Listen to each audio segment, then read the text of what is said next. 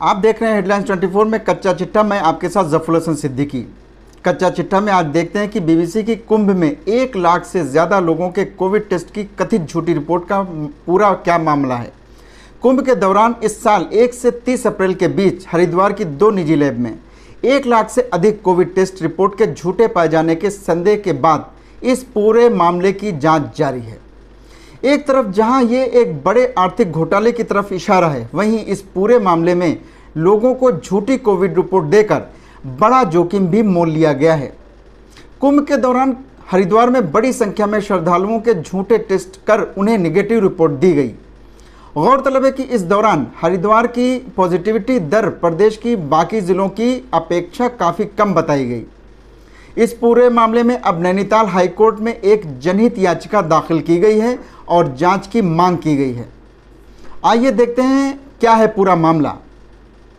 दरअसल 22 अप्रैल को पंजाब के फरीदकोट के LIC एजेंट बिपिन मित्तल के पास एक SMS आया, जिसमें बताया गया कि उनकी कोविड टेस्ट रिपोर्ट नेगेटिव आई है। साथ ही टेस्ट रिपोर्ट का लिंक भी शेयर किया गया। चौंकाने वाली बात यह थी कि बिपिन ने कभी कोविड टेस्ट कराया ही नहीं था। उन्होंने स्वास्थ्य विभाग और स्थानीय अधिकारियों को इसकी शिकायत भी की, लेकिन उनकी शिकायत पर कोई कार्रवाई नहीं हुई। इसके बाद बिपिन ने Indian council of medical research यानी कि ICMR को ईमेल के जरिए अपनी शिकायत भेजी।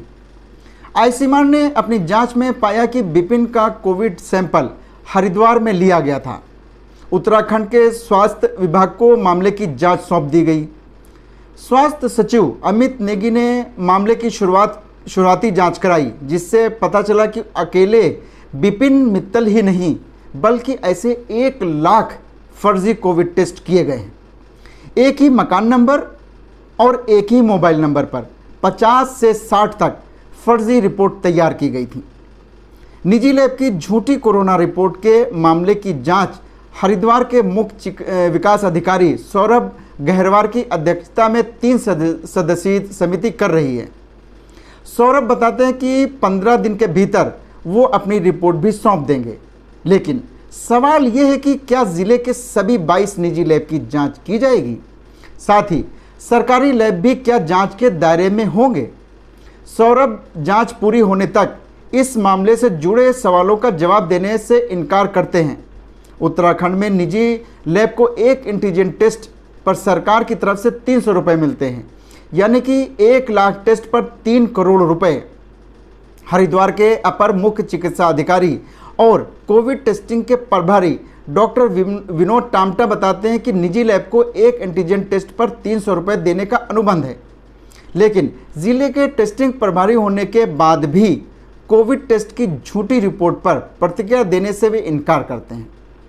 कुंभ के दौरान जो प्रदेश में लागू थी, उसके अनुसार प्रदेश में एंटीजन टेस्ट के लिए निजी लैब को 300 रुपये दिए जाते थे। वहीं RT-PCR टेस्ट के लिए 3 श्रेणियां बनाई गई थीं। सरकारी सेटअप से लिए गए सैंपल सिर्फ जांच के लिए निजी लैब को देने पर प्रति सैंपल 400 रुपये का भुगतान करना होता था। निजी लैब खुद कोविड जांच के लिए नमूना लेती है तो उस सूरत में उसे 700 रुपये का भुगतान होता था। वहीं घर जाकर अगर सैंपल लेने लिया है तो उसके लिए 900 रुपये का भुगतान करना होता था। इन दरों पर समय समय पर बदलाव किया जाता है। डॉक्टर विनोद टामटा इतना तो बताते हैं कि निजी लैब को 30% का भुगतान पहले ही किया जा चुका, लेकिन ये भुगतान किस समय सीमा के लिए किया गया और इस मामले पर और अधिक जानकारी या जवाब देने से वो बचते हैं। नैनीताल हाईकोर्ट ने कुंभ के दौरान 1 से 30 अप्रैल तक 50,000 टेस्ट रोजाना करने के निर्देश दिए थे। इस लक्ष्य को हासिल करने के लिए ICMR की ओर से अधिकृत 9 एजेंसियों और 22 निजी लैब ने 4 लाख कोविड टेस्ट किए थे। इसमें से ज़्यादातर एंटीजन टेस्ट थे। इसके अलावा सरकारी लैब में भी टेस्ट कराए गए थे। हरिद्वार में 12 और 14 अप्रैल को कुंभ के 2 बड़े शाही स्नान संपन्न हुए और लाखों की संख्या में श्रद्धालु इसमें शामिल हुए। मेला अधिकारी रहे दीपक रावत ने 10 से 14 अप्रैल के बीच कुंभ में किए गए कोविड टेस्ट के आंकड़े साझा किए थे। इन 5 दिनों में कुल 2,14,015 एंटीजन टेस्ट किए गए। वहीं 57 ट्रूनेट टेस्ट और 26,654 RT-PCR टेस्ट किए गए, यानी कि कुल 2,40,762। उस वक्त लागू दरों के हिसाब से कुल मिलाकर 6,42,04,500 रुपये, यानी कि कोविड की फर्जी टेस्ट रिपोर्ट कितना बड़ा घोटाला हो सकती है। 5 दिनों के टेस्ट का यह हिसाब किताब सिर्फ इसके आकलन के लिए है। इन एंटीजन टेस्ट में 698 लोगों की रिपोर्ट पॉजिटिव आई थी। वहीं ट्रूनेट टेस्ट में 1 व्यक्ति और RT-PCR टेस्ट में 1,166 लोगों के पॉजिटिव होने की पुष्टि हुई थी। 9 जून 2021 को नैनीताल हाईकोर्ट में कोविड रिपोर्ट में हुई गड़बड़ियों से जुड़ी एक जनहित याचिका दाखिल की गई। इसमें CBI से इस पूरे मामले की जांच की मांग की गई है। 23 जून को इस मामले पर सुनवाई होनी है। याचिका दाखिल करने वाले हरिद्वार निवासी और RTI कार्यकर्ता सच्चिदानंद डबराल कहते हैं कि जिला प्रशासन के आंकड़े लगातार संदेह पैदा कर रहे हैं। जब हमारे पास सही आंकड़े नहीं हैं तो हम कोविड का सही प्रबंधन कैसे करेंगे। इससे जुड़े मामले में एक जनहित याचिका में star imaging path lab private limited में कॉन्ट्रैक्ट पर काम कर रहे युवाओं का एक प्रार्थना पत्र भी शामिल है, जो उप जिला अधिकारी को लिखा गया था। ये सभी युवा हरिद्वार में प्रवेश करने के लिए रायवाला गेट पर आने वाले लोगों का रैपिड एंटीजन टेस्ट कर रहे थे। इन्होंने गलत टेस्ट रिपोर्ट के लिए दबाव बनाने पर उप जिलाधिकारी को पत्र लिखकर इसकी शिकायत की थी। पत्र में लिखा गया है कि हमें बिना टेस्ट किट इस्तेमाल किए सभी लोगों को नेगेटिव रिपोर्ट देने को कह रहे थे। सिर्फ पुलिस अधिकारी और कुछ ही लोगों का सही तरीके से टेस्टिंग करने को कहा जा रहा था। हम सभी लोगों ने ऐसा करने से मना कर दिया तो हमें नौकरी से निकाल दिया गया। नैनीताल हाईकोर्ट में इस मामले की पैरवी करने वाले वकील दुष्यंत मैन्युली बताते हैं कि कुंभ के समय आ रहे लोग हरिद्वार के प्रवेश कर सकें, इसके लिए भी गलत नेगेटिव रिपोर्ट दिखाई गई। बॉर्डर पर बने चेक पॉइंट्स पर पुरानी टेस्ट किट इस्तेमाल की गई। ये उन लोगों की टेस्ट किट थी जिनकी रिपोर्ट पहले ही नेगेटिव आ चुकी थी। नैनीताल हाईकोर्ट ने कुंभ के दौरान रोजाना 50,000 टेस्ट करने के निर्देश दिए थे। स्वास्थ्य सचिव अमित नेगी ने 31 मार्च 2021 को हाईकोर्ट में इस संबंध में जवाब दाखिल कर कहा था कि इतने टेस्ट कराना संभव नहीं है। उन्होंने अदालत से इसमें राहत की अपील की थी।